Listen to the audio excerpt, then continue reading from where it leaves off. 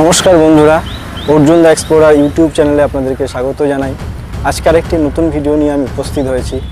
অনেক দিন পর বাড়ি এসেছি, আর বাড়ির কাছেই একটা ঐতিহাসিক জায়গা আছে, বলা যেতে পারে ঐতিহাসিক বাড়ি আছে। তো ভাবলাম এই ভিডিওটা একটু করেই নিই, আর এর ইতিহাসও আপনাদের সামনে একটু আলোচনা করে নেওয়া যাবে। তো যে জায়গায় এসেছি সেই জায়গার নাম বা সেই জায়গার কীভাবে নামকরণ হলো সেই বিষয়টা আগে প্রথমে একটু বলে নিই। শিয়ালদার সাউথ সেকশনের প্রান্তিক রেল স্টেশন, ক্যানিং লাইনের প্রান্তিক রেল স্টেশন হচ্ছে ক্যানিং। তো সেই লর্ড ক্যানিং, যিনি একসময় ভারতবর্ষের বড়লাট ছিলেন, তার নামানুসারে এখানকার নাম হয়েছে ক্যানিং। তো সেই ক্যানিং কিভাবে গড়ে উঠলো এবং এই ক্যানিং যে বাড়ি তার নামে, সেই বাড়িটি কিভাবে গড়ে উঠলো, আদৌ তিনি করেছিলেন কিনা, আদৌ তিনি এখানে বসবাস করেছিলেন কিনা, সে নিয়েও বিভিন্ন রকম গল্প বা উপকথা প্রচলিত আছে। সেগুলোই আজকে আমি আমার ভিডিওতে আলোচনা করব বা তুলে ধরার চেষ্টা করব। তো ইতিহাসের পাতায় ঘাঁটলে বা ইতিহাসের পাতা দেখলে আমরা আরেকটা তথ্য পাই যে পশ্চিমবঙ্গের মধ্যে প্রথম পুরো শহর ছিল এই ক্যানিং। যে ক্যানিংকে কেন্দ্র করে আজকে আমরা এই ক্যানিং হাউস দেখতে পাচ্ছি বা ক্যানিং পোর্ট নামে যেটা একসময় ছিল, সেই ক্যানিংকে কেন্দ্র করেই কিন্তু প্রথম পুরো শহর গড়ে উঠেছিল। গভর্নর জেনারেল লর্ড ক্যানিং 1856 খ্রিস্টাব্দের 28শে ফেব্রুয়ারি থেকে 1862 খ্রিস্টাব্দের 21শে মার্চ পর্যন্ত গভর্নর জেনারেলের দায়িত্ব পালন করেছিলেন। তো সেই সময়কালের মধ্যে এই বাড়িটি গড়ে উঠেছিল কিনা বা সেই সময়কালের মধ্যে তিনি এখানে বসবাস করেছিলেন কিনা, সেই নিয়ে বিস্তারিত আলোচনা বা বিস্তারিত ইতিহাস আমি আজকে আমার এই ভিডিওর মাধ্যমে আপনাদের সামনে তুলে ধরার চেষ্টা করব। তো বন্ধুরা, ভিডিওটি শেষ পর্যন্ত দেখার অনুরোধ রাখছি, কারণ ভিডিওতে অনেক গুরুত্বপূর্ণ কিন্তু তথ্য আমি তুলে ধরার চেষ্টা করেছি, যেগুলো বিভিন্ন তথ্য মারফত আমি সংগ্রহ করেছি এবং আমার ভিডিওতে যথাসম্ভব নির্ভুলভাবে সেগুলো তুলে ধরার চেষ্টা করেছি। আশা করি ভিডিওটি আপনাদের ভালো লেগে থাকবে।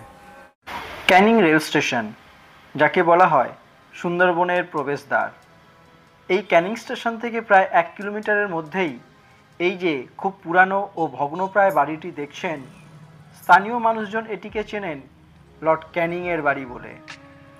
তবে এক্ষেত্রে কিন্তু একটা প্রশ্নচিহ্ন থেকেই যায়, কারণ 1862 সালে ইনি ভারত ছেড়ে ইংল্যান্ডে চলে যান, আর সেই সময়কালে ক্যানিং ছিল সুন্দরবনের অংশ এবং গভীর জঙ্গলে পরিপূর্ণ। তাই কি এমন দরকার পড়ল যে এই জঙ্গল কেটে বাড়ি বানানোর প্রয়োজন পড়েছিল, বিশেষত একজন উন্নত নাগরিক সভ্যতায় অভ্যস্ত বড়লাটের? তবে অন্য আরেক মতে এই বাড়ির কাছেই ছিল আরও একটি বাড়ি, যেখানে লর্ড ক্যানিংয়ের স্ত্রী লেডি ক্যানিং ছবি আঁকার জন্য এসে থাকতেন। সেখানেও লর্ড ক্যানিং কখনো এসেছিলেন কিনা তারও কোনো প্রমাণ পাওয়া যায়নি। সেক্ষেত্রে এই প্রান্তিক অঞ্চলে লর্ড ক্যানিং এসেছিলেন কিনা তা নিয়ে একটা বড় প্রশ্ন। প্রশ্নের উত্তর যাই হোক না কেন, বাড়িটির অস্তিত্ব কিন্তু বর্তমান, তা সে যতই ভগ্নপ্রায় হোক না কেন। তবে এক্ষেত্রে একটি প্রশ্ন জাগে, এই বাড়ি তৈরির প্রয়োজনীয়তা কি ছিল? এই প্রশ্নের উত্তর খুঁজতে গিয়ে উঠে আসে এক পুরানো বন্দরের ইতিহাস, যদিও আজকে তার কোনো চিহ্ন আর নেই।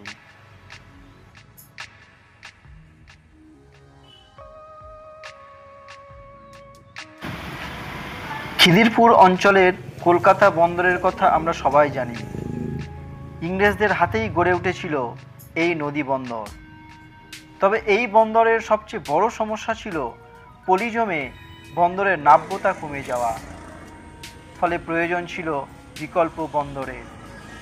তাই 1853 সাল থেকে ইংরেজ সরকার সুন্দরবন অঞ্চলে একটা বিকল্প বন্দর গড়ে তোলার কথা চিন্তা করতে থাকে। আর ঠিক এই কারণেই 1857 সালের পরে এই অঞ্চলে অর্থাৎ সুন্দরবনে একটি সরকারি টিম পাঠানো হয়েছিল, যারা বিদ্যাধরী ও মাতলা নদীর সংযোগস্থলে একটা জায়গা পছন্দ করেছিলেন বন্দর বানানোর জন্য, এবং তৎকালীন বড়লাট লর্ড ক্যানিংয়ের নামানুসারে জায়গাটির নাম দেওয়া হয় ক্যানিং। এবার বন্দর তৈরির ইতিবৃত্তান্তে একটু আলোকপাত করা যাক। বন্দর তৈরির জন্য প্রায় 8,000 একর জমি নির্ধারণ করে রাখা হয়, যেখানে তৈরি হয় 20টি জেটি, এবং এই জেটিগুলির প্রতিটিতে 2টি করে জাহাজ নোঙর করা যেত। জেটি থেকে ট্রাম লাইন পাতা হয় দূরবর্তী গুদামঘর পর্যন্ত, আর এই গুদামঘরগুলো থেকে রেল লাইন পেতে জাহাজের মালগুলো কলকাতা শহরে নিয়ে যাওয়ার ব্যবস্থা করা হয়।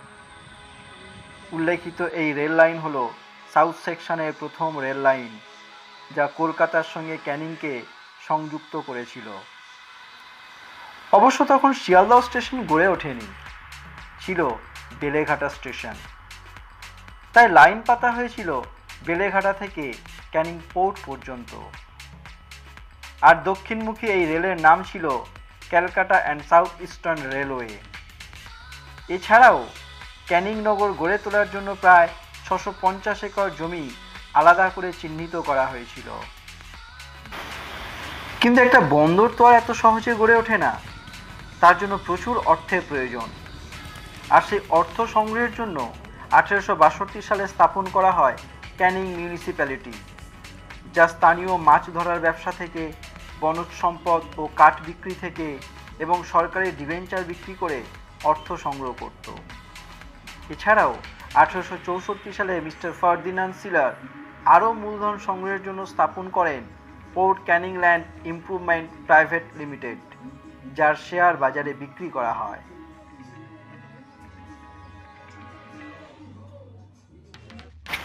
এরপর শুরু বন্দরের পথ চলা। 1861-62 সাল থেকেই ক্যানিং বন্দর চালু হয়ে গিয়েছিল। মূলত এই বন্দর থেকে মাঝারি জাহাজে ভারত থেকে চুক্তিভিত্তিক শ্রমিক চালান দেওয়া হতো ব্রিটিশ উপনিবেশগুলিতে।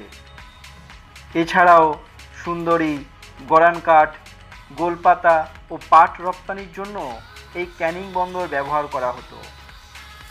এ প্রসঙ্গে বলে রাখি, ব্রিটিশ ঔপনিবেশিক আমলে কলকাতা ও ক্যানিং বন্দরের পাশাপাশি বজবজ পোর্ট এবং ডায়মন্ড হারবার পোর্ট গুরুত্বপূর্ণ ছিল।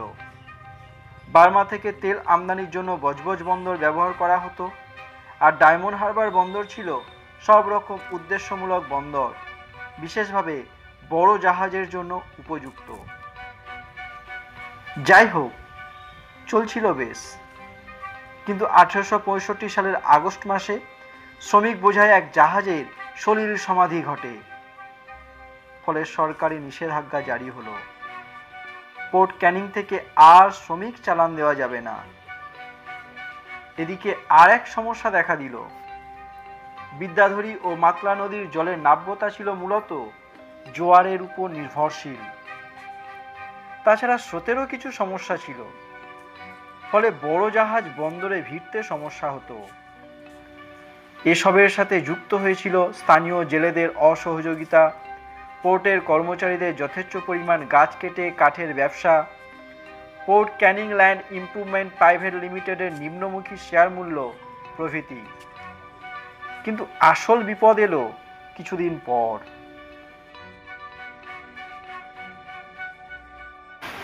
সময়টা 1867 সালের 1 নভেম্বর। দক্ষিণবঙ্গে আছড়ে পড়ে এক ভয়ঙ্কর সাইক্লোন।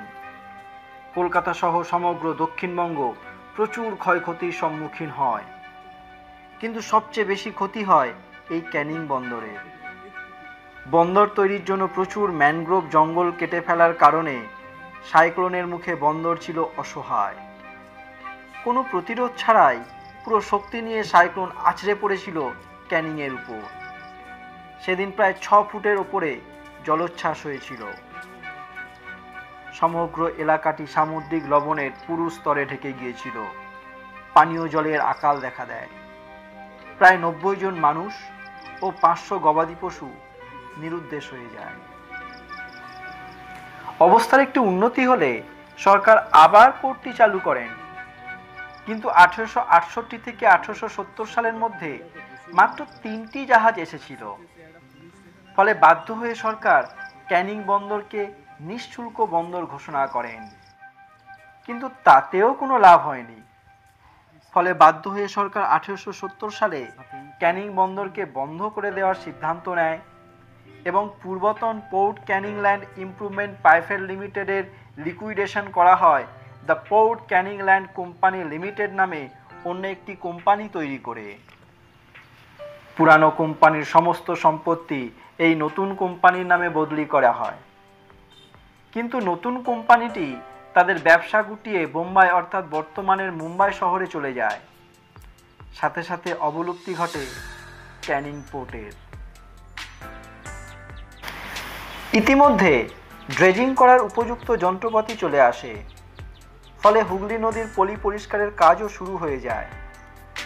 ফাঁকার মধ্যে রয়ে যায় শিয়ালদহ ক্যানিং রেল লাইন এবং এই বাড়িটি। এ তো গেল অতীতের কথা, বর্তমানের অবস্থা একটু লক্ষ্য করা যাক। ক্যানিং অঞ্চলের এই বাড়িটা সম্পর্কে খোঁজ খবর করলে জানা যায় বাড়িটি ছিল Port Canning Land Improvement Private লিমিটেডের অফিস এবং পরবর্তীকালে বাড়িটির তৎকালীন কেয়ারটেকার স্বর্গীয় Jitendramohan Ghosh the Port Canning Land Company লিমিটেডের থেকে কিনে নেন। ভগ্নপ্রায় লর্ড ক্যানিং হাউসের বাড়িটি দেখতে দেখতে আমরা একটি বিলুপ্ত বন্দরের গল্প শুনে নিলাম। দোতলা এই বাড়িটিতে মোট 27টি ঘর ছিল, যেগুলি বর্তমানে কিন্তু আর ব্যবহারযোগ্য নয়। কয়েক বছর আগেও জিতেন্দ্রবাবুর পুত্রবধূ সবিতা দেবী এই বাড়িটিতেই বসবাস করতেন। তবে বর্তমানে বাড়িটির ছাদের অধিকাংশ ভেঙে পড়েছে, সাথে সাথে গাড়ি বারান্দা এবং বিরাট গেটও উধাও হয়ে গেছে। বাড়িটির নিচে এই যে সুড়ঙ্গের মতো অংশ দেখছেন, এগুলি নিয়ে বিভিন্ন ব্যক্তি বিভিন্ন ধরনের কথা বলেন, কিন্তু আসুন আসল সত্যটা আমরা জেনে নিই স্থানীয় অধিবাসীদের কাছ থেকে। এখানে প্রথমে ব্রিটিশরা করে এটা গান ছিল, তা গান ছিল, ওরা তো যেরকম জলের মধ্যে তো করতে হবে, ভালো জায়গা, এখানে ব্যবসা করার জায়গা।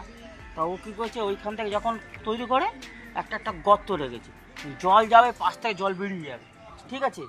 আর এই রাস্তাটা ছিল ভেরি মতো, আর এই জল যেতে যেতে যেতে কী করলো ওরা, কী করলো বুদ্ধি করে ওপরে ভেরি করলো, ওপরে ভেরি আছে, ভেরি করলো, জলটা জমতে লাগলো। জলটা জমলে তখন কী হলো, এই ঘরটা ঠান্ডা হতে হলো, এসির মতো ব্যবহার করতে লাগলো, ঠিক আছে। কিন্তু ঘরটা হেবি ঠান্ডা, কিন্তু ভিতরে জল জমে আছে, ওই জন্যে ছোটো করে সুড়ঙ্গ করেছে। অনেকে বলে এর মধ্যে বন্দি নিয়ে বসে থাকে, ভুল কথা। এটাকে জল জমে রাখে, এসির মতো ব্যবহার করে, মানে নিচ থেকে ঠান্ডাটা ওঠে। আচ্ছা আচ্ছা। আর মাটি ঠান্ডা কত ভালো ঠান্ডা জানো তো, পাকা ঘরের মেঝে থাকে না, ওরকম ঠান্ডা হয়। এই বারান্দা ঢুকেছে কিরকম ঠান্ডা বলো তো, ওরমই। এই জল সব এই লাইন থেকে পুরো গর্ত করা আছে, ড্রেন করা আছে, পুরো জল জমা, জল আছে। দাদার মুখে শুনলেন আসল সত্যিটা। এবার বাড়িটির ভিতরের কিছু অংশ খুব সাবধানের সাথে, খুব রিস্ক নিয়ে আমি ভিডিও করতে পেরেছি ওই দাদার সহায়তায়। দাদার একটা অনুরোধ ছিল যাতে কোনোভাবে ওনার নাম বা মুখ আমরা ভিডিওতে না দেখাই। তো দাদাকে ধন্যবাদ জানাই ভিতরের অংশটুকু দেখানোর সুযোগ আমাদের করে দেওয়ার জন্য। তো দর্শক বন্ধু, আপনাদেরকে ক্যানিং হাউসের ভিতরের বর্তমান যে অবস্থা, সেই অবস্থা আপনাদের দেখাচ্ছি। গাছ শিউরে উঠবে, একটা ঐতিহাসিক বাড়ি আজকে কিভাবে দাঁড়িয়ে আছে।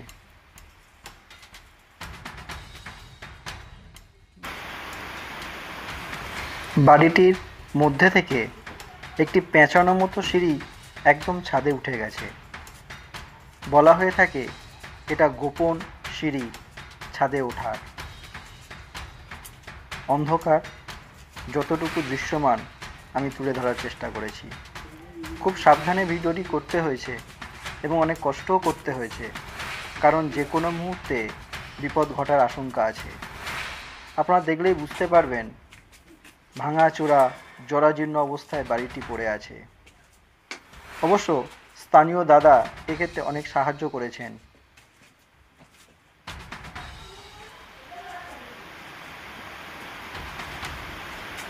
দেখছেন কিভাবে বাড়িটির বিভিন্ন পলেস্তারা ভেঙে ভেঙে পড়ে আছে সিঁড়ির উপর। আমরা এই সিঁড়ি দিয়ে সম্পূর্ণ ছাদে উঠেছিলাম। খুব সন্তর্পণে ভিডিওটি করতে হয়েছে, কারণ ছাদের অবস্থা অত্যন্ত শোচনীয়, যে কোনো মুহূর্তে দুর্ঘটনা ঘটতে পারে।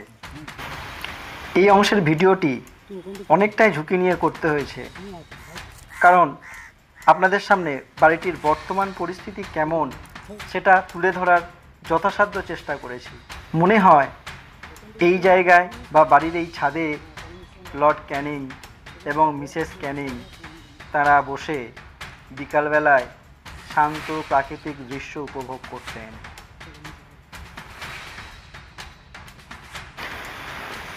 বাড়ির দোতলার অংশ, দরজা জানলা সব ভেঙে পড়েছে, দেওয়ালের প্লাস্টার খসে খসে পড়েছে। দোতলার অংশ খুব একটা ভালো নয়। চারিদিকে দরজা জানলার ভাঙা কাঠের পাল্লাগুলো ছড়িয়ে রয়েছে। 2004 সালের 12 আগস্ট দ্য হিন্দু পত্রিকা রিপোর্টে পাওয়া যায়, the former residence of British India's last governor general and first Viceroy, Lord Canning. The building contained several antiques, including imported brass binoculars manufactured by Lawrence and Mayo, London, compasses, British carved furniture, and Belgian glass dressing tables. বলা বাহুল্য, এসবের লোভে এই বাড়িতে বিভিন্ন লোকজন মাঝে মধ্যেই হানা দিত, তবে বর্তমানে আর সেগুলির কোনো অস্তিত্ব নেই।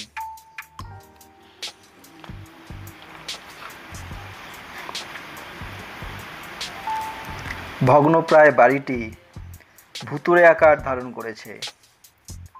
স্থানীয় লোকজন অনেকেই ভুতুড়ে বাড়ি, এখান থেকে তোমরা পালিয়ে যাও, ভিডিও করো না, বিপদ হবে, নানা রকমভাবে সাবধান করেছিল। যাই হোক, অনেক দিনের ইচ্ছে ছিল লর্ড ক্যানিং হাউস কেমন সেটি দেখার এবং আমার দর্শকবৃন্দের সামনে তুলে ধরার। আজকে সেই সৌভাগ্য হয়েছে। ইতিহাসের সাক্ষী হয়ে দাঁড়িয়ে থাকা এই ক্যানিং হাউসের বাহ্যিক অবস্থা এবং অভ্যন্তরীণ অবস্থা কেমন তার চিত্র তুলে ধরতে। কাঠের সিঁড়ি, এটি দোতলা ওঠার মূল সিঁড়ি, বর্তমানে ভগ্নপ্রায়। অবশিষ্ট বলতে সামান্যটুকু অংশ আছে। অনেক সাবধানে এই সিঁড়ি দিয়ে নামতে হয়েছে, যে কোনো মুহূর্তে কিন্তু বিপদ ঘনিয়ে আসতে পারত। যাই হোক, আপনাদের আশীর্বাদে আপনাদের সামনে ভিডিওটি তুলে ধরার প্রবল ইচ্ছায় আমরা খুব সাফল্যের সাথে ভিডিও করতে পেরেছি। দর্শক বন্ধু, ভিডিওটি করতে কতটা ঝুঁকি নিতে হয়েছে আপনারা বুঝতে পারছেন।